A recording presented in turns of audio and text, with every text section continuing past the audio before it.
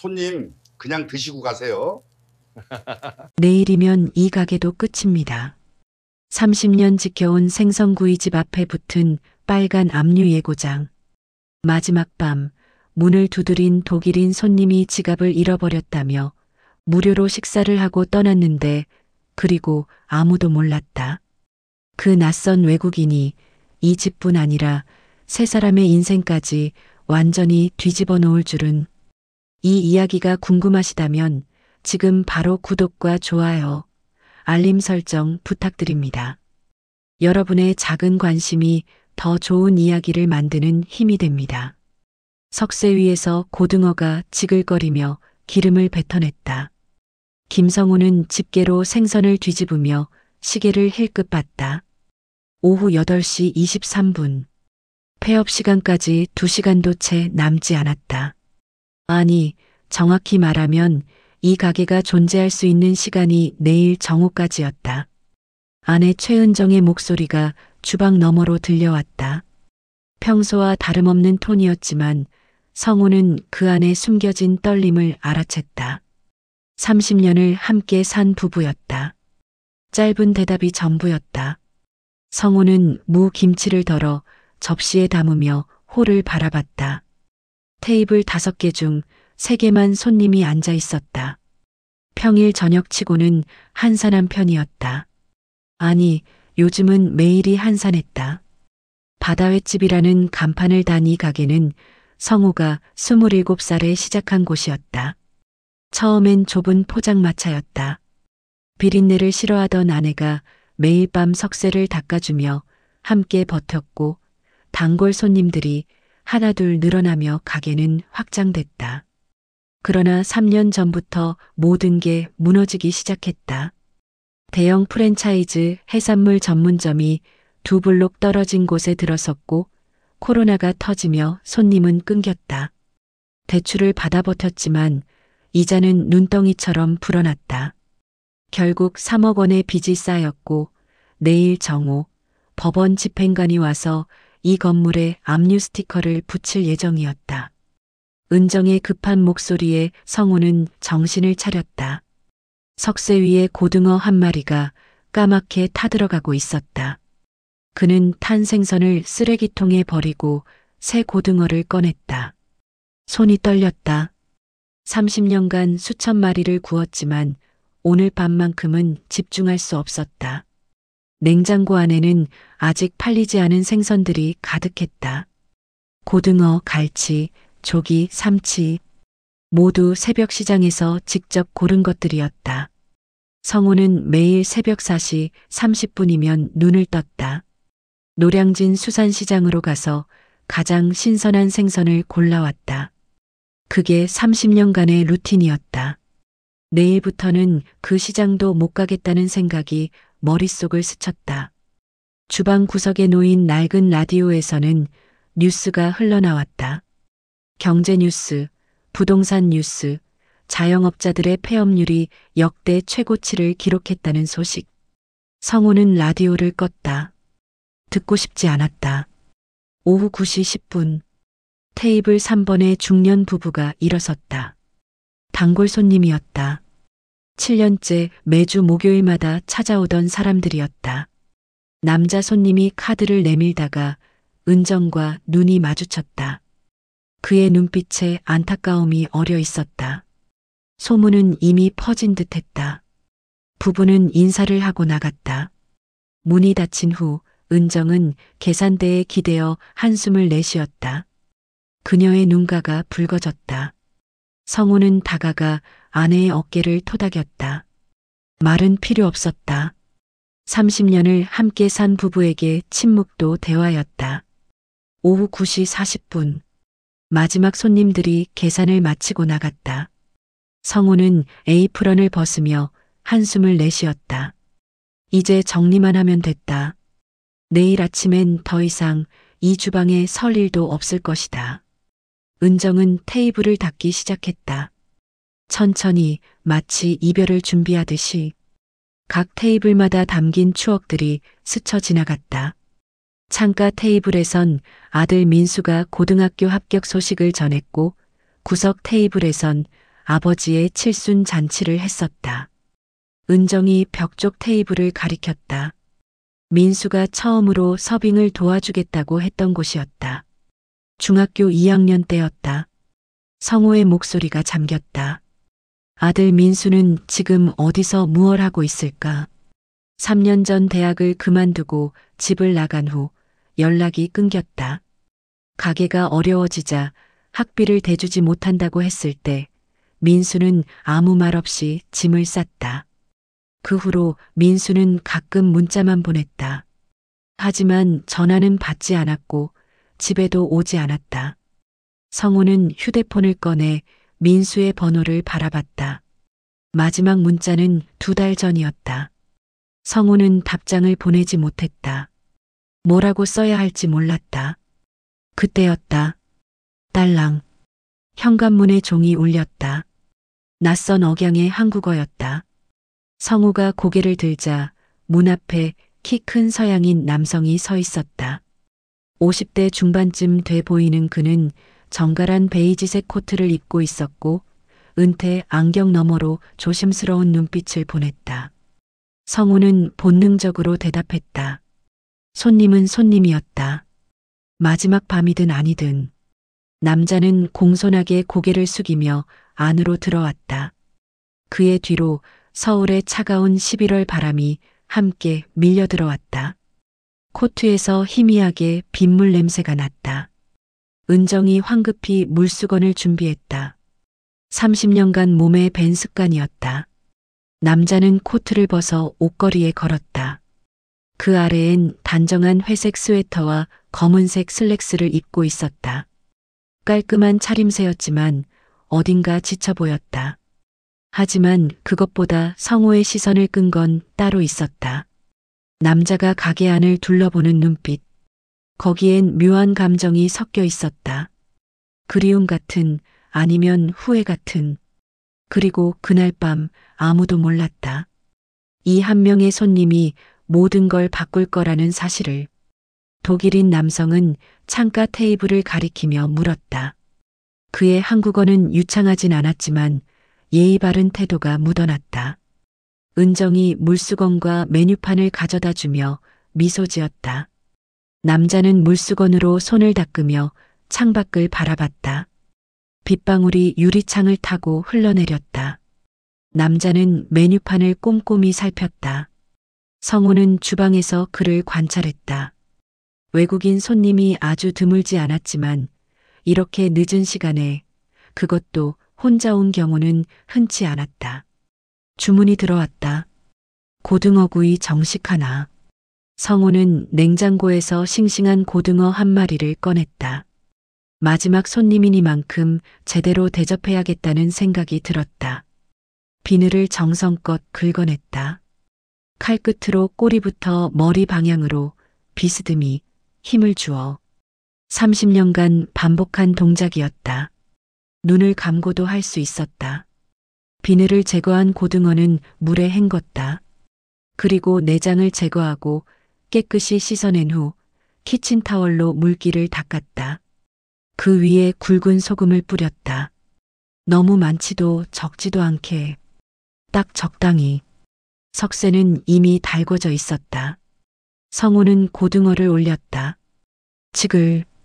익숙한 소리가 주방을 채웠다. 기름이 튀고 생선 껍질이 노릇하게 익어가는 소리. 성호에게 이 소리는 자장가 같은 것이었다. 그는 타이머를 보지 않았다. 소리와 냄새로 익는 정도를 알 수 있었다. 4분 30초가 지났을 때 그는 집게로 고등어를 뒤집었다. 완벽한 황금빛이었다. 은정은 밑반찬을 준비했다. 무 김치, 상추 겉절이, 마늘 장아찌, 깻잎 절임. 모두 직접 담근 것들이었다. 그리고 된장찌개 한 뚝배기를 끓였다. 시원한 멸치 육수에 두부와 애호박, 양파를 넣고 보글보글 끓인 찌개였다. 얼마 후 고등어 구이가 테이블에 올라갔다. 황금빛으로 구워진 생선에서 김이 모락모락 피어올랐다. 남자는 젓가락을 들어 조심스럽게 고등어 살을 발랐다. 첫 입을 넣은 순간 그의 눈이 약간 커졌다. 눈을 감고 천천히 씹었다. 마치 그 맛을 온전히 느끼고 싶다는 듯이 몇 초간의 침묵 후 그는 눈을 떴다. 진심이 담긴 목소리였다. 성우는 미소 지었다. 30년간 장사를 했지만 손님이 진심으로 맛있다고 말할 때만큼 뿌듯한 순간은 없었다. 남자는 천천히 정성스럽게 식사를 했다. 급하지 않게 마치 이 순간을 오래 기억하고 싶다는 듯이 밥 한 숟가락, 고등어 한 점, 김치 한 조각, 균형을 맞춰가며 먹었다. 남자가 벽에 걸린 오래된 사진들을 보며 물었다. 가게 개업 당시 찍은 사진, 단골 손님들과 찍은 사진, 젊은 시절의 성우와 은정이 웃고 있는 사진들이었다. 은정이 대답했다. 30년이라고. 남자는 진심 어린 표정으로 고개를 끄덕였다. 그리고 짧은 침묵 후 그가 중얼거렸다. 목소리가 낮았다. 거의 혼잣말 같았다. 하지만 성우는 들었다. 저도 예전에 가게가 있었다는 말을. 성우는 궁금했지만 묻지 않았다. 누구에게나 묻고 싶지 않은 이야기가 있다는 걸 알았다. 남자는 다시 식사에 집중했다. 밥을 한 통 남기지 않고 깨끗이 비웠다. 고등어 뼈만 접시에 남았다. 은정이 숭늉을 가져왔다. 구수한 냄새가 퍼졌다. 남자는 숭늉을 홀짝이며 다시 창밖을 바라봤다. 비는 여전히 내리고 있었다. 그의 눈빛에 어떤 쓸쓸함이 어려 있었다. 은정은 쓸쓸하게 미소 지었다. 남자는 숭늉까지 다 마셨다. 그리고 주머니에 손을 넣었다. 그 순간 남자의 얼굴이 굳었다. 그는 재킷 안주머니를 뒤졌다. 바지 왼쪽 주머니, 오른쪽 주머니, 코트가 걸린 옷걸이로 가서 코트 주머니도 뒤졌다. 얼굴이 점점 창백해졌다. 남자의 목소리가 떨렸다. 그리고 그 순간 성우와 은정의 운명이 완전히 달라지기 시작했다. 성우와 은정은 서로를 바라봤다. 30년 장사를 하며 무전취식을 당한 적은 손에 꼽을 정도였다. 대부분은 취객들이었다. 하지만 이 남자는 달랐다. 그의 당황한 표정은 연기가 아니었다. 남자는 일어서서 자신이 앉았던 자리 주변을 살폈다. 의자 밑도 확인했다. 테이블 아래도 손으로 더듬었다. 바닥도 확인했다. 하지만 아무것도 없었다. 은정이 조심스럽게 물었다. 혹시 택시에 두고 왔냐고. 남자는 자신의 이마를 짚었다. 땀이 맺혀 있었다. 아마도 그런 것 같다고 정말 자신의 실수라고 말했다. 그는 깊이 허리를 숙였다. 그의 목소리엔 진심 어린 미안함이 담겨 있었다. 남자가 휴대폰을 꺼냈다. 번호를 드릴 테니 내일 아침 제일 먼저 찾아뵙고 꼭 계산하겠다고 했다. 성우는 그 순간 선택의 기로에 섰다. 내일이면 이 가게는 사라진다. 법원 집행관이 와서 문을 봉쇄할 것이다. 이 남자가 내일 다시 온다 해도 가게는 이미 없을 것이다. 그렇다면 굳이 받을 필요가 있을까? 아니, 받을 수도 없다. 가게가 없는데 어떻게 받나? 성우의 입에서 나온 말이었다. 남자가 놀란 눈으로 그를 바라봤다. 성우의 목소리는 담담했다. 그냥 드시고 가시라고. 마지막 손님이니까. 남자는 고개를 저었다. 안 된다고. 식사값은 꼭 지불해야 한다고 했다. 성우가 남자의 말을 끊었다. 저희 가게 내일이면 문 닫는다고. 남자가 눈을 깜빡였다. 성우는 담담하게 말했다. 압류당한다고. 내일 정오에.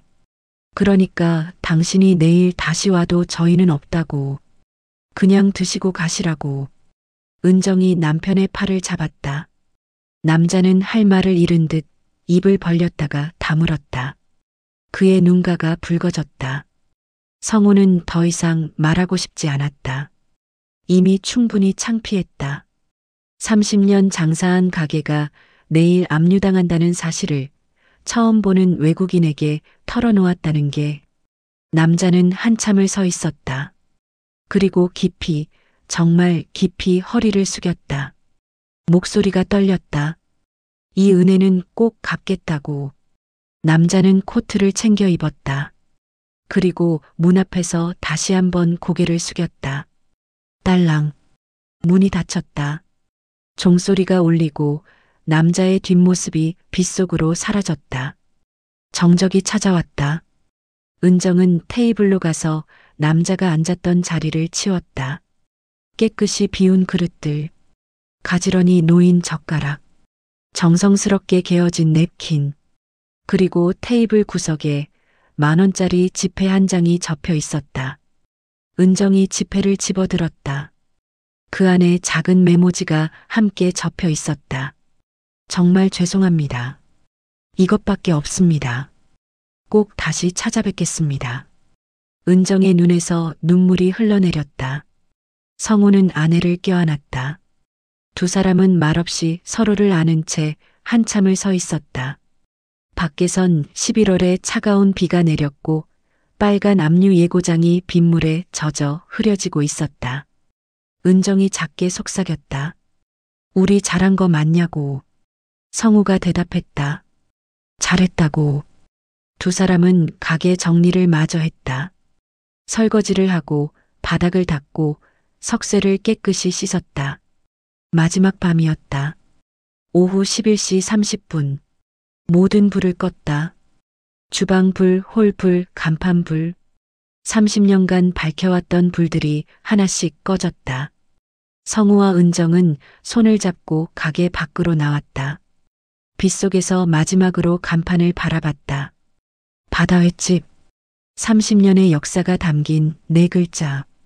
은정이 작게 속삭였다. 안녕이라고. 두 사람은 우산을 쓰고 어둠 속으로 걸어갔다. 하지만 그들은 몰랐다. 그 독일인 남자가 빗속에서 멀리 서서 그들의 뒷모습을 지켜보고 있다는 사실을, 그리고 그의 눈빛에 어떤 결심이 서려 있다는 사실을. 다음 날 오전 11시 47분.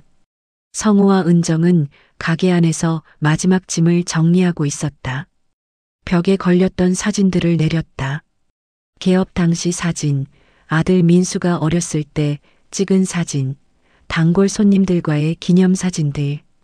은정이 사진틀 여러 개를 들고 물었다. 이 사진들은 어떻게 하냐고. 성우는 짧게 대답했다. 가져가라고. 추억이니까. 성우는 주방으로 갔다. 30년간 사용한 도구들이 정리되어 있었다. 석쇠, 집게, 칼, 도마, 냄비, 프라이팬. 하나하나가 손에 익은 것들이었다. 성우는 한숨을 내쉬었다. 이제 쓸 데가 없다고. 은정은 석쇠를 쓰레기 더미 옆에 내려놓았다. 30년간 수만 마리의 생선을 구운 석쇠였다. 하지만 말없이 그것을 내려놓았다. 정오 5분 전, 검은색 승용차 한 대가 가게 앞에 멈춰섰다. 법원 집행관과 보조 직원 2명이 내렸다. 회색 정장을 입은 중년 남자와 서류 가방을 든 젊은 여자, 그리고 카메라를 든 남자였다. 집행관이 물었다. 김성우 씨 맞느냐고. 성우가 고개를 끄덕였다. 집행관은 서류를 꺼냈다. 보조 직원은 카메라로 가게 내부를 촬영하기 시작했다. 모든 게 기계적이었다. 감정은 없었다. 그저 업무였다. 집행관의 목소리가 멀리서 들리는 것 같았다. 성우는 그 소리를 제대로 듣지 못했다. 귀가 먹먹했다. 보조 직원이 빨간 압류 스티커를 꺼냈다. 큰 종이에 붉은 글씨로 압류라고 쓰여 있었다. 찢어지는 소리와 함께 스티커가 유리문에 붙었다. 빨간 글씨가 햇빛에 반사되어 더 선명하게 보였다. 압류. 은정은 그 글자를 보며 주저앉았다. 무릎에 힘이 풀렸다. 성우가 아내를 부축했다. 은정은 고개를 저었지만 눈물이 멈추지 않았다. 집행관이 서류를 내밀었다. 성우는 떨리는 손으로 펜을 잡았다. 서명란에 이름을 썼다. 글씨가 삐뚤빼뚤했다. 집행관 일행은 차에 올라타고 떠났다. 검은색 승용차가 모퉁이를 돌아 사라졌다. 성우와 은정은 빨간 스티커가 붙은 가게 앞에 서 있었다. 30년의 시간이 한 장의 종이로 끝났다. 은정의 목소리가 떨렸다. 이제 어떻게 하냐고. 성우는 짧게 대답했다. 일단 집부터 정리해야 한다고. 집도 담보로 잡혀 있으니 곧 압류될 거라고. 은정은 다시 눈물을 흘렸다. 바로 그때였다. 뒤에서 목소리가 들렸다. 성우가 돌아보자 어젯밤에 독일인 남자가 서 있었다. 베이지색 코트 대신 검은색 패딩을 입고 있었다. 손에는 봉투 하나를 들고 있었다. 남자의 목소리였다. 어제 식사했던 사람이라고. 성우는 남자를 알아봤다. 남자는 가게 문에 붙은 빨간 스티커를 바라봤다. 그의 얼굴이 굳었다. 목소리가 낮게 가라앉았다. 정말 압류당했냐고. 성우가 고개를 끄덕였다. 남자는 봉투를 내밀었다. 어제 식사값이라고. 지갑을 찾았다고. 택시 회사에 연락했더니 보관하고 있더라고 했다. 성우는 봉투를 받았다. 안에 5만 원이 들어 있었다. 남자가 잠시 망설이다가 말을 이었다. 혹시 다른 곳에서 다시 가게를 열 계획 있냐고. 성우는 쓴웃음을 지었다. 글쎄, 아직은 모르겠다고. 남자는 압류 스티커를 다시 한번 바라봤다. 그의 눈빛이 복잡했다. 슬픔, 안타까움, 그리고 무언가 다른 감정이 섞여 있었다. 그리고 그가 중얼거렸다. 거의 혼잣말처럼. 성우는 그 말을 정확히 듣지 못했다. 하지만 은정은 들었다. 나도 저런 스티커를 봤었는데 라는 말을. 남자가 명함을 꺼내 건넸다. 만약 필요한 게 있으면 연락 달라고. 성우는 명함을 받았다. 마턴 슈나이더라는 이름과 전화번호가 적혀 있었다. 성우는 짧게 대답했다. 감사하지만 괜찮다고. 남자는 다시 한번 고개를 숙이고 떠났다. 성우는 그의 뒷모습을 바라보다가 명함을 주머니에 넣었다. 은정이 말했다. 저 사람 착하다고. 성우는 대답하지 않았다. 성우는 가게 안으로 돌아갔다. 짐 정리를 마저 해야 했다. 오후 2시 트럭 한 대가 도착했다. 이사짐을 실을 차였다. 성우와 은정은 30년간 모은 물건들을 박스에 담아 실었다. 사진틀, 식기, 옷가지, 책, 서류. 생각보다 많지 않았다. 트럭 반도 채 되지 않았다. 이사 기사가 물었다. 30년 사셨다면서 짐이 너무 없다고. 성우는 짧게 대답했다. 별로 가져갈 게 없다고. 기사는 더 묻지 않았다. 오후 4시 트럭이 도착한 곳은 구로구의 작은 원룸 빌라였다. 3층 끝방, 10평도 안 되는 공간이었다. 은정이 빈 방을 보며 말했다. 여기 우리 둘이 살기엔 좁다고. 성우는 짧게 대답했다. 일단은 여기라도 있어야 한다고. 성우는 박스들을 들여놓기 시작했다. 좁은 방에 박스를 쌓으니 발 디딜 틈도 없었다. 은정이 쓰레기 봉투에서 석쇠를 꺼냈다. 버리려던 거 아니냐고 물었다. 성우가 고개를 끄덕였다. 은정은 말했다. 그런데 자신이 그냥 가져왔다고. 30년을 함께한 건데 버릴 수가 없더라고. 은정의 눈이 붉어졌다. 성우는 아내를 안았다. 두 사람은 좁은 원룸 바닥에 주저앉아 한참을 울었다. 밤 9시 성우는 창밖을 바라봤다. 작은 창으로 보이는 건 옆 건물의 벽뿐이었다. 하늘도 제대로 보이지 않았다. 휴대폰이 울렸다. 모르는 번호였다. 빚독촉 전화였다. 압류 집행됐지만 빚은 남아있다고. 3억에서 건물 매각 대금 빼면 아마 1억 5천 정도 남을 거라고. 어떻게 갚을 거냐고. 성우는 짧게 대답했다. 모르겠다고. 전화를 끊었다. 성우는 휴대폰을 바닥에 내려놓았다. 은정이 컵라면 2개를 끓여왔다. 두 사람은 말없이 라면을 먹었다. 30년간 매일 생선을 구웠던 사람들이 이제는 컵라면으로 끼니를 때우고 있었다. 하지만 그들은 아직 몰랐다. 그 독일인 남자가 이미 움직이기 시작했다는 사실을. 그의 책상 위에는 이미 경매 일정표와 붉은 동그라미가 쳐진 날짜가 펼쳐져 있었다. 벽에 걸렸던 사진들을 내렸다. 30년을 함께한 건데 버릴 수가 없더라고. 은정의 눈이 붉어졌다. 성우는 아내를 안았다. 두 사람은 좁은 원룸 바닥에 주저앉아 한참을 울었다. 밤 9시 성우는 창밖을 바라봤다. 작은 창으로 보이는 건 옆 건물의 벽뿐이었다. 하늘도 제대로 보이지 않았다. 휴대폰이 울렸다. 모르는 번호였다. 빚독촉 전화였다. 압류 집행됐지만 빚은 남아있다고. 3억에서 건물 매각 대금 빼면 아마 1억 5천 정도 남을 거라고. 어떻게 갚을 거냐고. 성우는 짧게 대답했다. 모르겠다고. 전화를 끊었다. 성우는 휴대폰을 바닥에 내려놓았다. 은정이 컵라면 2개를 끓여왔다. 두 사람은 말없이 라면을 먹었다. 30년간 매일 생선을 구웠던 사람들이 이제는 컵라면으로 끼니를 때우고 있었다. 하지만 그들은 아직 몰랐다. 그 독일인 남자가 이미 움직이기 시작했다는 사실을. 그의 책상 위에는 이미 경매 일정표와 붉은 동그라미가 쳐진 날짜가 펼쳐져 있었다. 다음 날 새벽 4시 30분. 성우는 알람 소리에 눈을 떴다. 몸이 자동으로 반응했다.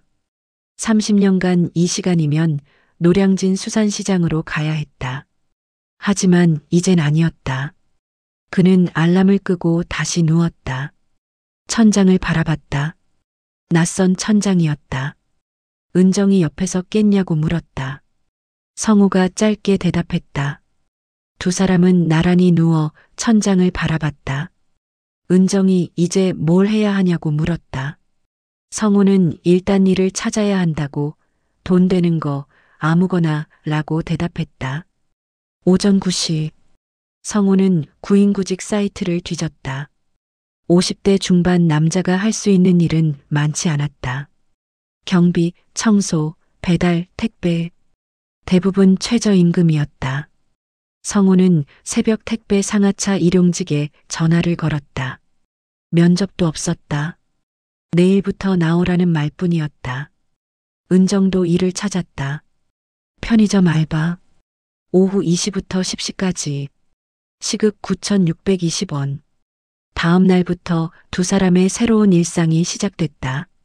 새벽 1시 30분. 성우는 일어났다. 간단히 세수하고 옷을 입었다. 은정은 김밥을 싸줬다. 성우는 지하철을 타고 물류센터로 갔다. 거대한 창고 안에는 택배 상자들이 산더미처럼 쌓여 있었다.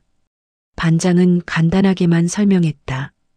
트럭에 상자 실으면 된다고. 무거운 거 먼저 밑에 깔고 가벼운 거 위에 올리라고. 성우는 상자를 들어 올렸다.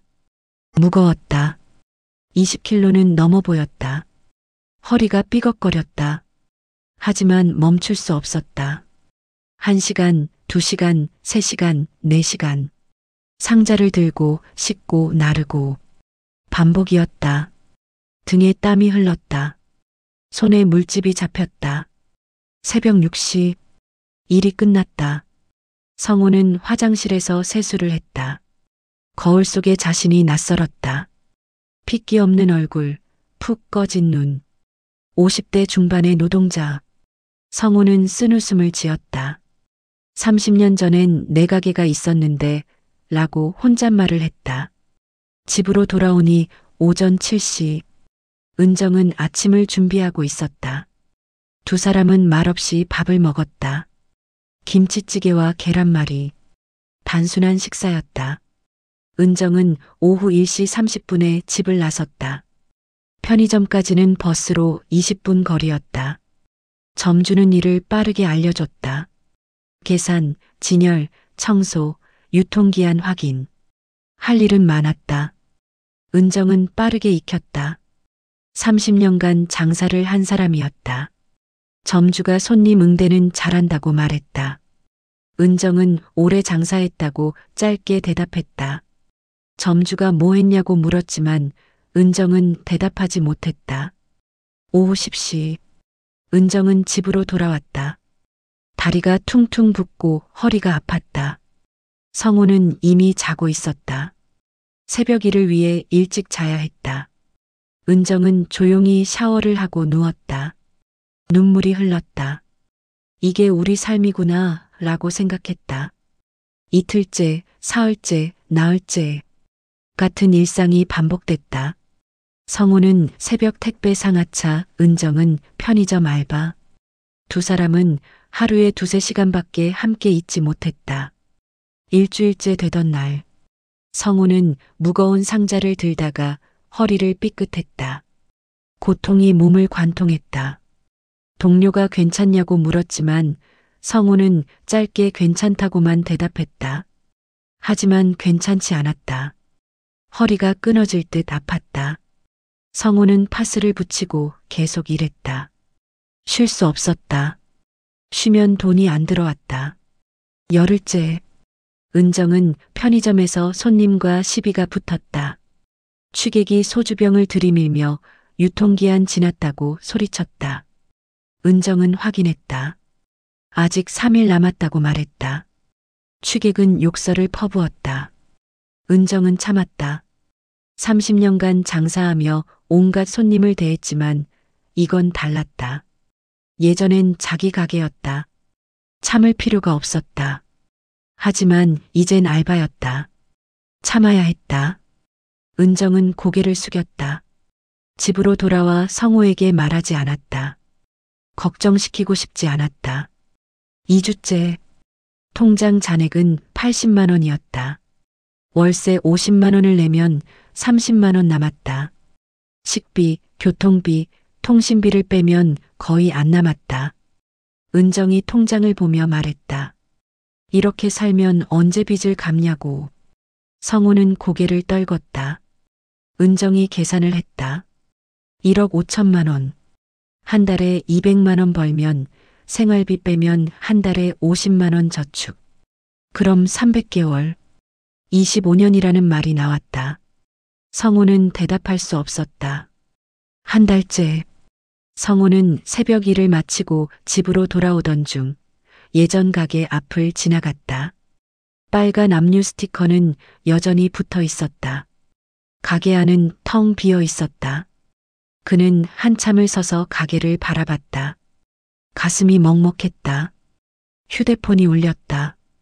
은정이었다. 오늘 민수한테 문자 왔다고. 성우는 한숨을 쉬었다. 뭐라고 했냐고 물었다.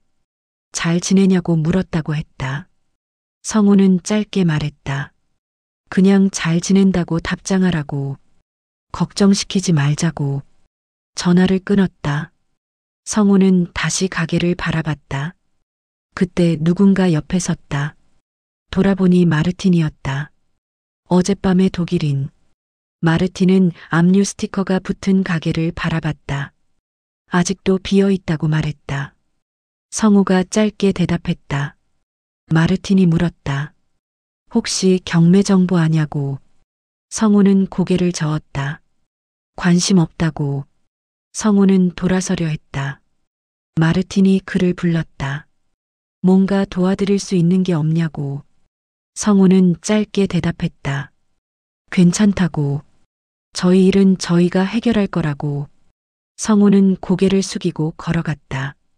마르틴은 그 뒷모습을 한참 바라봤다. 2달째. 성우의 허리는 더 악화됐다. 병원에 가야 했지만 돈이 없었다. 파스와 진통제로 버텼다.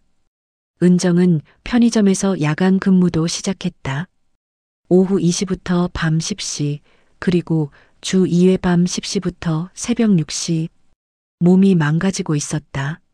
점주가 얼굴이 왜 그러냐고 물었다. 은정은 짧게 괜찮다고만 대답했다. 은정은 웃으며 대답했다. 하지만 거울을 보면 자신도 놀랐다. 한 달 만에 10kg가 빠졌다.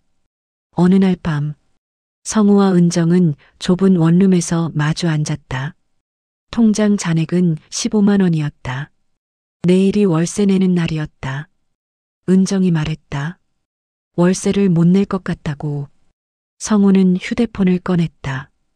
명함을 찾았다. 마르틴의 명함. 성우가 말을 꺼냈다. 이 사람한테 전화해 볼까? 돈 좀 빌리자고. 은정이 소리쳤다. 그 사람한테 어떻게 돈을 빌리냐고. 창피해서 어떻게 하냐고. 성우는 휴대폰을 내려놓았다. 미안하다고 말했다. 은정이 물었다. 뭐가 미안하냐고. 성우가 자신이 무능해서라고 말하자 은정이 남편의 손을 잡았다. 그런 소리 하지 말라고. 우리 함께 버티는 거라고. 하지만 그날 밤 성우는 잠들지 못했다. 새벽 3시, 그는 조용히 일어나 밖으로 나갔다. 차가운 11월 공기가 폐를 파고들었다. 편의점 앞 벤치에 앉아 하늘을 바라봤다. 별이 보이지 않았다. 도시의 불빛 때문이었다. 30년을 일했다. 새벽부터 밤까지 일했다. 정직하게 장사했다. 손님을 속인 적 없었다. 신선한 재료만 썼다. 그런데 왜 이렇게 됐을까?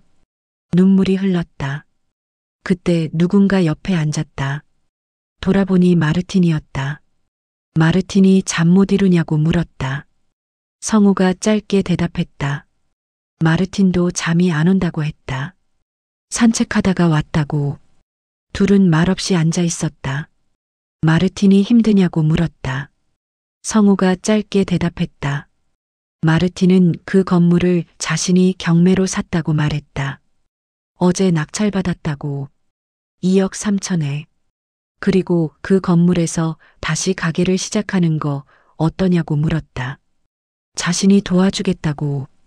그리고 그 순간 성우의 자존심이 폭발했다. 성우는 마르틴의 말을 믿을 수 없었다. 목소리가 거칠어졌다. 장난하는 거냐고. 마르틴은 고개를 저었다. 진심이라고. 성우가 물었다. 왜 저희를 도와주려고 하냐고. 마르틴은 잠시 침묵했다가 자신에게도 이유가 있다고만 말했다. 나중에 말해주겠다고. 지금은 일단 제안을 들어달라고. 성우는 일어섰다. 목소리가 떨렸다. 마르틴은 신세가 아니라 투자라고 말했다. 자신은 성우의 음식을 믿는다고. 그 고등어 구이는 정말 맛있었다고. 성우는 쓴웃음을 지었다.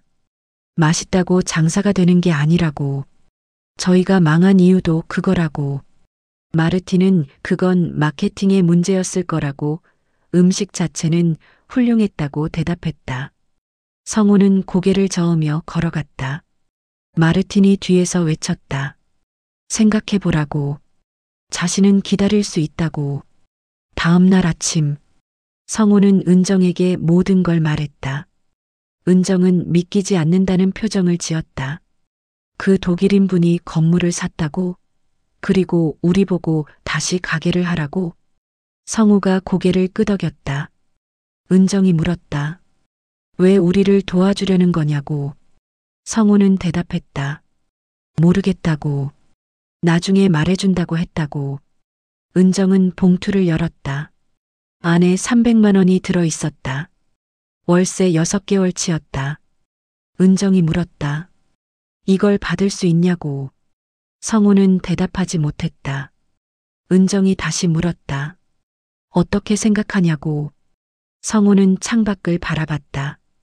목소리가 낮았다. 솔직히 자존심이 상한다고. 은정도 그렇다고 했다.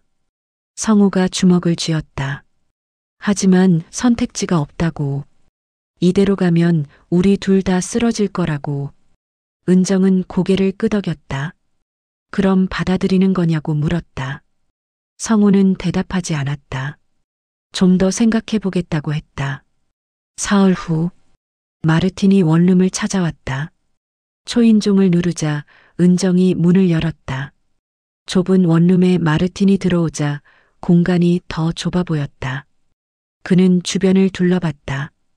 박스들이 쌓여 있고 낡은 가구들이 놓여 있었다. 성우가 물 한 잔을 내밀었다.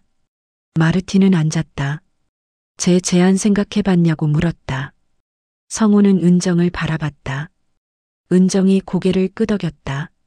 성우는 3가지 조건을 제시했다. 그들은 마르틴 밑에서 일하는 게 아니라 동업자다. 수익 배분은 6대4로 한다. 언젠가는 이 빚을 다 갚고 완전히 독립할 거다. 마르틴은 웃었다. 모두 좋다고, 당연하다고. 성우는 한숨을 쉬었다. 그럼 받아들이겠다고. 마르틴이 손을 내밀었다. 성우는 그 손을 잡았다. 하지만 문제는 그날 밤에 터졌다. 성우는 잠들지 못했다. 마르틴의 제안을 받아들였지만 마음 한구석이 무거웠다. 은정이 물었다. 왜 안 주무냐고. 성우는 천장을 바라봤다. 자존심이 상해서라고. 30년을 일했는데 결국 남의 도움을 받아야 하다니. 은정이 말했다. 하지만 어쩔 수 없다고. 성우가 말을 이었다. 내 잘못이지. 내가 가게를 잘 못 운영했으니까. 은정이 목소리를 높였다. 그런 게 아니라고. 시대가 변한 거라고. 대형 프랜차이즈가 들어오고 코로나가 터지고 우리가 어떻게 하냐고. 성우의 목소리가 떨렸다. 그래도 난 무능한 남편이야. 당신한테 이런 고생을 시키고. 은정이 소리쳤다. 당신은 30년간 정직하게 일했다고. 매일 새벽에 일어나서 시장 가고 신선한 생선 골라오고 정성껏 구웠다고. 그게 무능한 거냐고. 성우는 대답하지 못했다. 은정이 계속 말했다. 당신은 최선을 다했다고. 그걸로 충분하다고. 성우는 아내를 껴안았다. 두 사람은 오랫동안 서로를 안고 있었다. 하지만 다음 날 성우는 마르틴에게 전화했다. 목소리가 굳어 있었다. 리모델링 중단해달라고. 못하겠다고. 마르틴은 한숨을 쉬었다. 지금 만나도 되냐고 물었다. 30분 후 마르틴은 원룸에 도착했다. 성우는 술을 마시고 있었다. 성우가 말했다. 미안하다고. 약속을 해놓고 이러니까. 하지만 못하겠다고. 소주잔을 들이켰다. 성우가 소리쳤다. 당신 돈으로 가게 차리고 당신 마케팅으로 손님 받고 그게 내 가게냐고. 아니라고. 당신 가게라고. 마르틴이 조용히 말했다. 그건 아니라고. 성우가 다시 소리쳤다. 그럼 뭐냐고. 나는 30년간 내 힘으로 가게를 운영했다고. 남의 도움 안 받고 내 두 손으로. 그런데 지금은 당신한테 손 벌리는 거밖에 안 된다고. 마르틴은 조용히 앉았다. 그리고 천천히 입을 열었다. 제 이야기를 해도 되냐고. 성우는 대답하지 않았다. 마르틴이 말했다. 자신도 한때는 성우처럼 자존심 강한 사람이었다고. 그리고 그가 들려준 이야기는 성우의 모든 것을 바꿔놓기 시작했다. 마르틴이 창밖을 바라봤다. 자신도 독일에서 레스토랑을 했다고. 15년간 제 손으로 키운 가게였다고. 하지만 5년 전 파산했다고. 빚더미에 앉았고 아내는 자신을 떠났고 아들은 연락을 끊었다고. 성우가 고개를 들었다. 마르틴은 계속 말했다. 그래서 한국으로 도망왔다고. 모든 걸 버리고. 한국에서 다시 시작하려고 했지만 쉽지 않더라고. 외국인이 한국에서 장사하기는 어려웠다고. 마르틴은 소주잔을 들었다. 그러던 어느 날 한 한국인 노인이 자신을 도와줬다고. 무료로 집을 빌려주고 일자리를 소개해줬다고. 성우는 말없이 들었다. 마르틴은 처음엔 자신도 거절했다고 말했다. 자존심이 상했다고. 하지만 그분이 말했다고. 마르틴은 성우를 똑바로 바라봤다. 성우는 숨을 멈췄다. 마르틴은 그래서 받아들였다고. 그리고 3년간 악착같이 일했다고. 그 빚을 다 갚았다고 말했다. 지금은 자신의 회사가 있다고. 작지만 안정적이라고. 마르틴이 성우를 똑바로 바라보며 말했다. 도움받는 게 창피한 게 아니라고. 도움받고도 갚지 않는 게 창피한 거라고. 자신은 성우를 믿는다고. 성우는 이 도움을 받고 몇 년 후엔 자신에게 갚을 사람이라고. 확신한다고. 성우는 눈물을 닦았다. 바로 그때 방문이 열렸다. 은정이었다. 편의점 야간 근무를 마치고 온 모습이었다. 마르틴이 일어났다. 은정은 피곤한 얼굴로 들어왔다. 그리고 술 마시는 남편을 봤다. 은정이 물었다. 왜 술을 마시냐고. 성우가 고개를 숙였다. 미안하다고. 은정은 마르틴을 봤다. 무슨 일 있냐고 물었다. 성우는 아내에게 모든 걸 설명했다. 자신이 가게를 못하겠다고 했다는 것, 자존심 때문이라는 것. 은정은 한참을 듣다가 조용히 입을 열었다. 목소리가 떨렸다. 당신 정말 그럴 거냐고. 성우가 짧게 대답했다. 미안하다고. 은정의 목소리가 더 떨렸다. 자신은 당신이 다시 음식을 만드는 모습을 보고 싶었다고. 석쇠 앞에 서서 생선 굽고 손님들이 맛있다고 하는 걸 듣고 싶었다고. 성우는 대답하지 못했다. 은정이 계속 말했다. 그게 우리한테 남은 마지막 자존심 아니냐고. 우리는 맛있는 음식을 만들 수 있는 사람들이라고. 은정의 눈에서 눈물이 흘렀다. 당신이 편의점에서 야간 근무하고 새벽에 택배 상하차 하는 모습 보기 힘들었다고. 그게 당신의 자리가 아니라고. 은정이 소리쳤다. 마르틴 씨가 기회를 주는데 왜 거절하냐고. 성우는 대답하지 못했다. 은정은 남편의 손을 꽉 잡았다. 받으라고. 이 기회 받으라고. 그리고 우리 다시 시작하자고. 당신이 제일 잘하는 것으로. 은정이 울먹이며 말했다. 우리 다시 시작할 수 있다고. 제발 자존심 때문에 이 기회 놓치지 말라고. 성우의 눈에서도 눈물이 흘렀다. 성우가 말했다. 미안하다고. 자신이 생각이 짧았다고. 은정이 말했다. 이제라도 알았으면 됐다고. 성우는 마르틴을 바라봤다. 다시 시작하겠다고. 마르틴이 미소 지었다. 환영한다고. 그날 밤 마르틴이 문을 나서기 전 짧게 덧붙였다. 그 한국인 노인 말이다. 자신을 도와준 그분 말이다. 나중에 알게 됐는데 그분도 30년 전 포장마차를 하시다가 빚에 쪼들렸었다고. 그때 어떤 젊은 부부가 비 오는 날마다 무료로 국물을 나눠줬다고. 그 따뜻함을 잊지 못해서 자신도 누군가를 돕고 싶었다고 하시더라. 마르틴은 성우를 바라봤다. 선한 행동은 돌고 돈다고. 시간과 국경을 건너서라도. 그리고 그날 밤 세 사람은 새로운 시작을 약속했다. 2주 후 리모델링이 완료됐다. 작은 10평 가게. 하지만 깔끔했다. 주방은 오픈형으로 디자인됐고 손님들이 요리하는 모습을 볼 수 있었다. 테이블은 4개, 각 테이블은 2명씩 앉을 수 있었다. 은정이 감탄했다.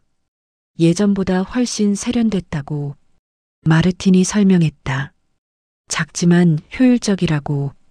성우는 주방으로 갔다. 새 석쇠 옆에 30년 된 낡은 석쇠가 놓여 있었다. 은정이 말했다. 자신이 가져왔다고. 이게 메인 석쇠라고.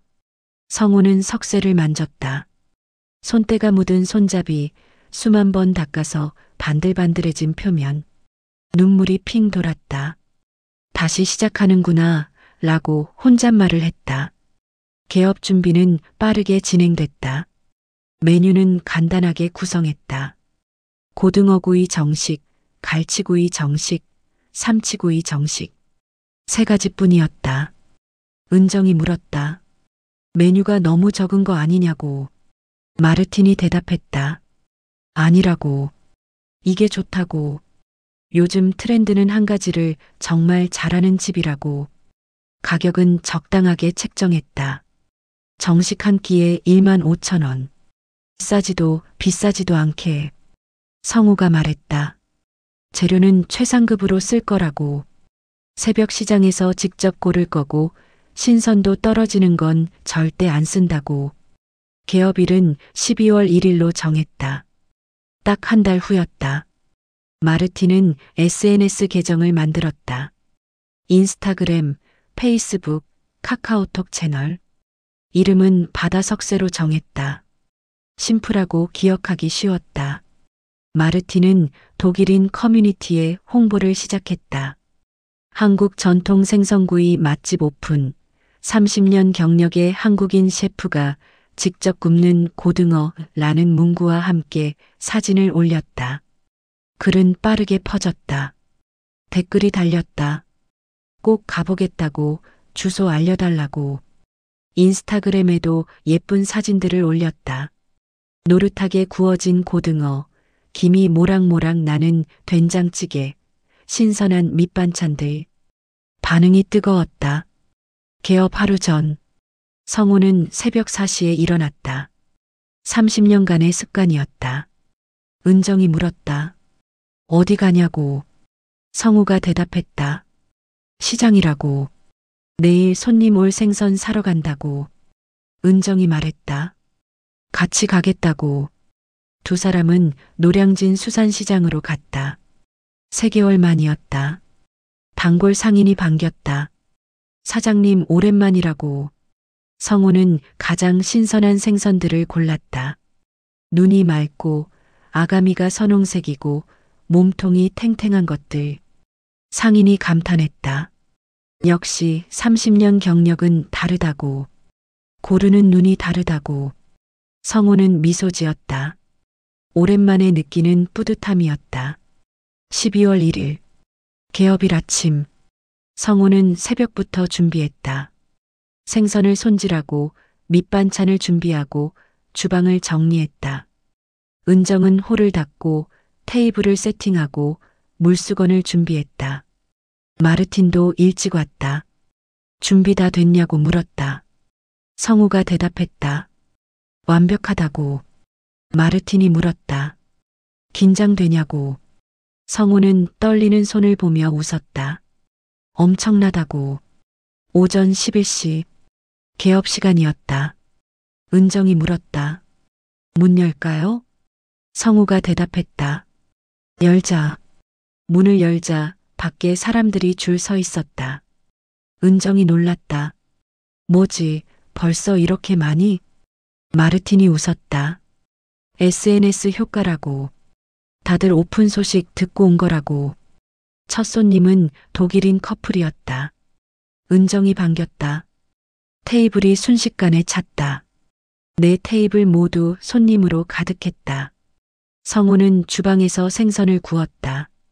30년 된 석쇠 위에 고등어를 올렸다. 지글. 익숙한 소리. 성우는 미소 지었다. 이거야, 이 느낌이라고 혼잣말을 했다. 4분 30초 후 고등어를 뒤집었다. 완벽한 황금빛이었다. 은정이 고등어구이 정식을 손님에게 내렸다. 독일인 손님이 감탄했다. 진짜 맛있어 보인다고. 첫 입을 먹는 순간 그의 눈이 커졌다. 대박이라고. 이거 진짜 예술이라고. 성우는 주방에서 그 말을 들으며 눈물을 참았다. 이거야, 이게 내가 하고 싶었던 거야, 라고 혼잣말을 했다. 점심시간 내내 손님이 끊이지 않았다. 내 테이블이 계속 회전했다. 한 팀이 나가면 다음 팀이 들어오고 계속 반복됐다. 바쁘지만 행복했다. 30년간 해온 일이었다. 손에 익었다. 오후 2시. 점심 영업이 끝났다. 마지막 손님이 나가고 세 사람은 주저앉았다. 은정이 땀을 닦았다. 정말 바쁘다고. 마르틴이 흥분해서 말했다. 대박이라고. 첫날부터 완판이라고. 매출이 얼마냐고 물었다. 마르틴이 대답했다. 84만 원이라고. 성우는 믿기지 않는다는 표정을 지었다. 첫날부터 이 정도라니 라고. 마르틴이 말했다. 앞으로 더 잘 될 거라고. 저녁 영업도 마찬가지였다. 오후 5시 30분에 문을 열자 또 줄이 서 있었다. 손님들이 들어왔다. SNS에서 봤다고. 생선구이 진짜 맛있다던데 라고. 저녁에도 내 테이블이 계속 회전했다. 성우는 쉬지 않고 생선을 구웠다. 고등어, 갈치, 삼치. 반복이었다. 하지만 전혀 지치지 않았다. 오히려 힘이 났다. 오후 9시. 영업 종료. 마지막 손님이 나가고 세 사람은 계산을 했다. 마르틴이 외쳤다. 오늘 총 매출 156만 원. 은정이 눈물을 글썽였다. 우리가 하루에 150만 원을 벌었냐고. 마르틴이 확인했다. 정확히 156만 원이라고. 성우는 아내를 껴안았다. 우리 해냈다고. 은정이 대답했다. 응, 해냈다고. 두 사람은 오랫동안 서로를 안고 울었다. 마르틴은 조용히 뒤로 물러나 그들을 지켜봤다. 미소를 지으며. 하지만 아무도 몰랐다. 이 기적 같은 시작이 곧 더 큰 기적으로 이어질 거라는 사실을. 그리고 그 이름이 곧 미슐랭 가이드의 작은 활자 속에 새겨지게 될 줄은 아무도 상상하지 못했다. 개업 후 한 달. 바다 석쇠는 입소문을 타고 유명해졌다. 독일인 커뮤니티뿐 아니라 한국인들 사이에서도 화제가 됐다. 블로그 리뷰가 올라오고 유튜버들이 찾아왔다. 예약은 일주일 전부터 차곡차곡 찼다. 내 테이블뿐이라 회전율을 높였지만 그래도 부족했다. 마르틴이 제안했다. 테이블 늘릴까요? 성우가 고개를 저었다. 아니라고. 이대로 가겠다고. 테이블 늘리면 음식질이 떨어진다고. 자신은 한 번에 내 테이블만 감당할 수 있다고. 대신 점심 영업시간을 늘리는 건 어떠냐고 제안했다. 11시부터 3시까지. 마르틴이 동의했다. 그렇게 영업시간이 조정됐다. 어느 날 저녁. 성우는 석쇠 앞에 서서 고등어를 굽고 있었다. 익숙한 동작이었다. 4분 30초마다 뒤집고 노릇하게 구워지는 걸 확인하고 은정이 소리쳤다. 주문 하나 더요. 성우가 짧게 대답했다. 알았다고. 성우는 새 고등어를 석쇠에 올렸다. 바로 그때 현관문이 열렸다. 딸랑. 익숙한 종소리. 은정이 인사했다. 그리고 멈췄다. 은정이 작게 소리쳤다. 민수야? 문 앞에 서 있는 청년. 키가 크고 깡마른 체형. 3년 전보다 훨씬 야위었지만 얼굴은 똑같았다. 민수였다. 성우가 고개를 돌렸다. 집게를 떨어뜨렸다. 정적이 흘렀다. 홀에 있던 손님들이 상황을 눈치채고 조용해졌다. 은정이 먼저 움직였다. 아들에게 달려가 껴안았다. 민수도 어머니를 껴안았다. 성우는 주방에서 그 모습을 바라봤다. 가슴이 뭉클했다. 민수가 성우를 바라봤다. 성우가 짧게 대답했다. 성우는 에이프런을 벗고 아들에게 다가갔다. 많이 컸다고 말했다. 민수가 짧게 대답했다. 성우는 아들을 껴안았다. 민수는 아버지 품에서 울었다. 저녁 영업이 끝난 후 세 사람은 가게에 앉아 이야기를 나눴다. 마르틴은 자리를 비워줬다. 성우가 물었다. 그동안 뭐 했냐고. 민수는 이것저것 알바했고 공장에서도 일했다고 대답했다. 대학은 자퇴했다고. 학비가 없었고 아버지한테 부담드리기 싫었다고. 성우는 자신이 무능해서 미안하다고 말했다. 민수가 고개를 저었다. 자신이 철이 없었다고. 민수는 SNS에서 아버지 가게를 봤다고 말했다. 처음엔 믿기지 않았다고. 압류당했다고 들었는데. 성우는 마르틴에 대한 이야기를 했다. 어떻게 도움을 받았는지, 어떻게 다시 시작했는지. 민수는 눈물을 글썽이며 들었다. 민수는 아버지 손을 잡았다. 자신도 여기서 일하면 안 되냐고 물었다. 성우가 물었다. 뭐라고? 민수는 서빙이라도 하고 싶다고, 아버지 도와드리고 싶다고 말했다. 성우는 아들을 바라봤다. 서빙 말고 주방 배우고 싶냐고 물었다. 생선 굽는 거. 민수의 눈이 커졌다. 자신이 할 수 있냐고 물었다. 성우가 말했다. 왜 못하냐고. 넌 내 아들이라고. 내일부터 나오라고. 새벽 4시 30분에 시장 가자고. 생선 고르는 법부터 가르쳐 주겠다고. 민수는 눈물을 흘렸다. 은정은 두 남자를 바라보며 행복하게 웃었다. 다음 날 새벽 4시 30분. 민수는 알람 소리에 눈을 떴다. 아버지가 방문을 두드렸다. 두 사람은 노량진 수산시장으로 갔다. 차가운 새벽 공기가 폐를 파고들었다. 성우가 물었다. 춥냐고. 민수가 대답했다. 괜찮다고. 시장에 도착했다. 성우는 단골 상인에게 갔다. 상인이 물었다. 저 청년은 누구냐고. 성우가 대답했다. 제 아들이라고. 이제 같이 일하기로 했다고. 상인이 말했다. 좋다고. 아드님 잘 배우라고. 성우는 민수에게 생선 고르는 법을 가르쳤다. 눈, 아가미, 몸통을 어떻게 확인하는지.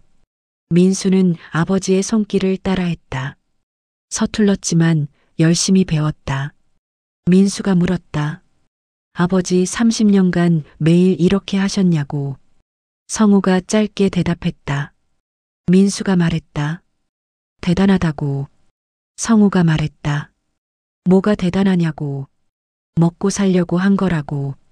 민수는 아버지를 새로운 눈으로 바라봤다. 가게로 돌아와서 성우는 민수에게 생선 손질법을 가르쳤다. 민수는 서툰 손놀림으로 고등어를 손질했다. 30분이 걸렸다. 성우는 3분이면 했다.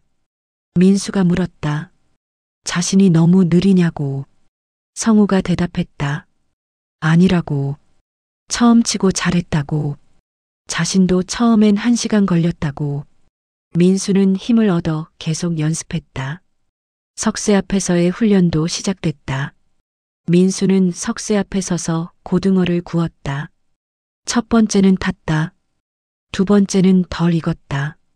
세 번째는 한쪽만 잘 구워졌다. 성우가 말했다. 괜찮다고. 계속 해보라고. 10번째쯤 민수는 제법 괜찮은 고등어를 구웠다. 성우가 말했다. 이제 좀 되네. 70점 정도는 된다고. 민수가 물었다. 70점이면 합격이냐고. 성우가 대답했다. 아니라고. 합격은 90점부터라고. 민수는 웃으며 계속 연습했다. 일주일이 지났다. 민수는 이제 서빙도 하고 간단한 주방 일도 했다. 생선 손질 시간이 10분으로 줄었고 석쇠질도 80점 수준이 됐다. 단골 손님이 말했다. 아들 실력이 늘었다고. 민수가 웃으며 대답했다. 손님이 아버지한테 배우냐고 물었다. 민수가 대답했다. 네라고. 손님이 말했다. 좋겠다고. 아버지 손맛 그대로 이어받으면. 민수는 뿌듯했다. 한 달이 지났다. 민수는 이제 혼자서도 고등어를 완벽하게 구울 수 있었다. 4분 30초를 타이머 없이도 맞췄다.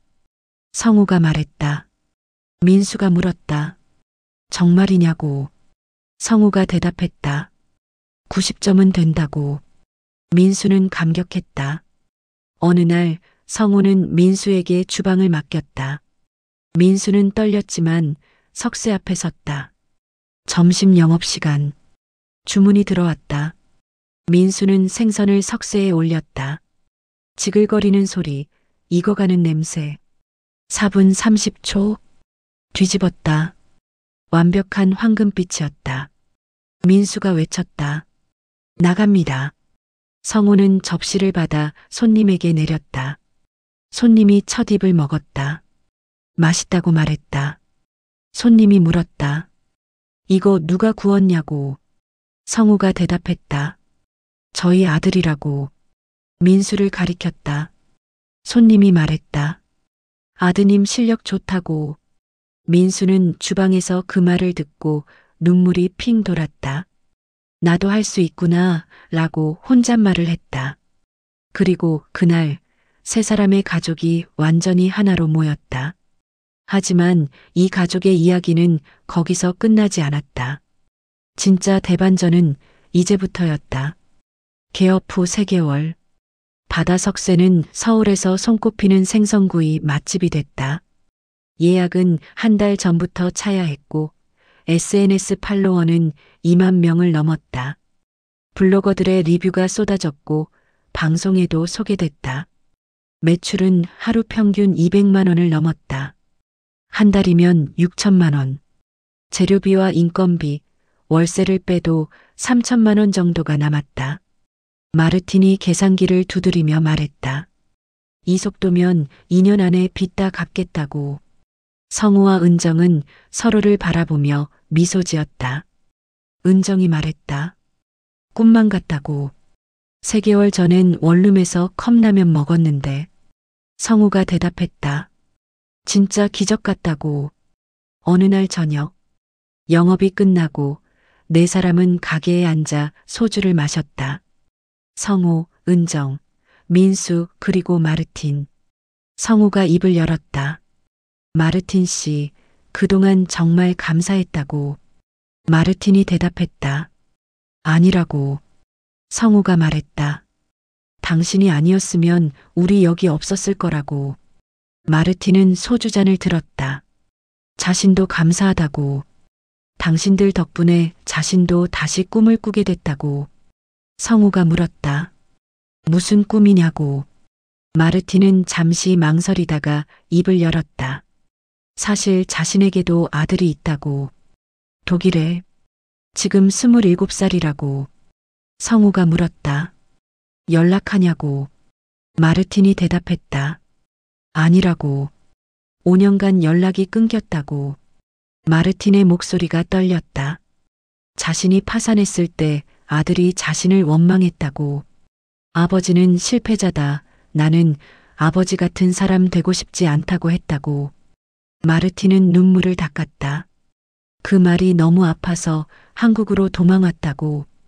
근데 당신들을 보니까 생각이 들더라고. 다시 시도해볼까 라고. 은정이 말했다. 아드님한테 연락해보라고. 이젠 당신도 성공한 사람이라고. 마르틴이 말했다. 성공이라기보단 다시 일어선 사람이라고. 은정이 말했다. 그게 더 대단한 거라고. 마르틴은 고개를 끄덕였다. 연락해보겠다고. 일주일 후 마르틴은 아들에게 이메일을 보냈다. 답장은 3일 후에 왔다. 짧지만 따뜻한 답장이었다. 마르틴은 매일 아들과 이메일을 주고받았다. 처음엔 어색했지만 점점 자연스러워졌다. 아들이 한국에서 뭐 하냐고 물었다. 마르틴은 작은 식당에 투자했다고 정말 좋은 사람들이라고 답했다. 아들이 잘 되고 있냐고 물었다. 마르틴은 대박이라고 답했다. 아들이 답장했다. 축하한다고 아버지. 마르틴은 그 말에 눈물이 났다. 6개월째. 토마스가 한국에 왔다. 공항에서 아버지와 아들이 만났다. 5년 만이었다. 두 사람은 껴안았다. 마르틴은 토마스를 바다 석쇠로 데려갔다. 성우와 은정, 민수가 반겼다. 토마스는 가게를 둘러봤다. 작지만 깔끔한 인테리어, 손님으로 가득 찬 테이블, 주방에서 생선 굽는 성우. 토마스가 말했다. 아버지, 여기 정말 좋다고. 마르틴이 대답했다. 그렇지? 토마스는 아버지를 새로운 눈으로 바라봤다. 식사 후 토마스는 아버지한테 사과했다. 5년 전에 너무 심한 말을 했다고. 마르틴이 말했다. 괜찮다고. 토마스가 말했다. 아니라고. 아버지가 얼마나 힘들었는지 이제야 알았다고. 마르틴은 아들의 어깨를 안았다. 다시 시작할 수 있어서 다행이라고. 토마스는 한 달간 한국에 머물며 바다 석쇠에서 일을 도왔다. 민수와 함께 주방에서 일하며 금방 친해졌다. 성우는 토마스에게도 생선 굽는 법을 가르쳤다. 1년째 바다 석쇠는 미슐랭 가이드에 등재됐다. 빅구르망 선정, 가성비 최고의 한식당. 뉴스가 터졌다. 예약은 2달 전부터 차야 했고 외국인 관광객들도 찾아왔다. 매출은 하루 300만 원을 넘었다. 성우는 마르틴에게 말했다. 이제 빚 다 갚았다고. 마르틴이 대답했다. 축하한다고. 성우는 봉투를 내밀었다. 이건 당신 몫이라고. 그동안 투자해 준 거라고. 봉투 안에는 1억 원이 들어 있었다. 마르틴이 물었다. 이건 뭐냐고. 성우가 대답했다. 2억 3천의 건물 샀지. 그중 절반이 당신 거라고. 마르틴은 눈물을 흘렸다. 성우가 말했다. 제가 더 감사하다고. 두 사람은 악수를 나눴다. 2년째. 민수는 이제 메인 셰프가 됐다. 성우는 은퇴를 준비했다. 이제 내가 주방을 맡으라고. 민수가 물었다. 자신이 잘할 수 있냐고. 성우가 대답했다. 당연하다고. 넌 내 아들이라고. 어느 날 저녁, 성우, 은정, 민수, 마르틴. 네 사람은 가게에 앉아 마지막 소주를 마셨다. 은정이 말했다. 여기서 시작한 지 2년이 됐다고. 성우가 대답했다. 정말 빨리 갔다고. 성우는 석쇠를 바라봤다. 30년 된 낡은 석쇠. 수만 마리의 생선을 구운 석쇠. 성우가 말했다. 이 석쇠, 이제 민수한테 넘겨줄 때가 된 것 같다고. 민수가 물었다. 정말이냐고. 성우는 석쇠를 민수에게 건넸다. 이게 우리 집안의 보물이라고. 잘 쓰라고. 민수는 석쇠를 받으며 눈물을 흘렸다. 그로부터 한 달 후, 성우와 은정은 제주도로 여행을 떠났다. 30년 만에 처음 쉬는 거였다. 은정이 바다를 보며 말했다. 기분이 어떠냐고. 성우가 대답했다. 이상하다고. 일 안 하니까. 은정이 웃었다. 두 사람은 바닷가를 걸었다. 은정이 말했다. 우리 정말 행복하다고. 성우가 대답했다. 응. 은정이 계속 말했다. 이렇게 끝날 뻔했는데 다시 시작할 수 있어서. 성우는 아내의 손을 잡았다. 당신 덕분이라고. 은정이 말했다. 무슨 소리냐고. 당신이 포기 안 했다고. 성우가 대답했다. 우리 둘 다 포기 안 했다고. 두 사람은 웃으며 걸었다. 에필로그. 세월이 흘렀다.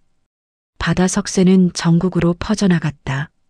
민수가 운영하는 본점, 그리고 토마스가 운영하는 독일 베를린 지점.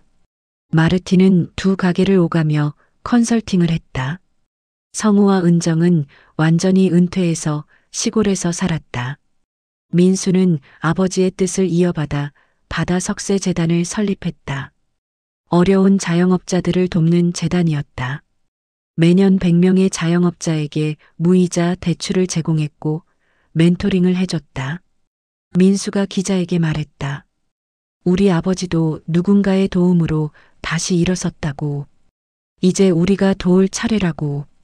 그리고 지금도 바다 석쇠 본점에서는 매일 새벽 4시 30분이면 누군가 노량진 수산시장으로 간다. 가장 신선한 생선을 고른다. 그리고 석쇠 앞에 선다. 지글 익숙한 소리와 함께 오늘도 누군가의 하루가 따뜻하게 시작된다. 이 이야기가 감동적이셨다면 구독 버튼을 눌러주세요. 좋아요도 부탁드립니다.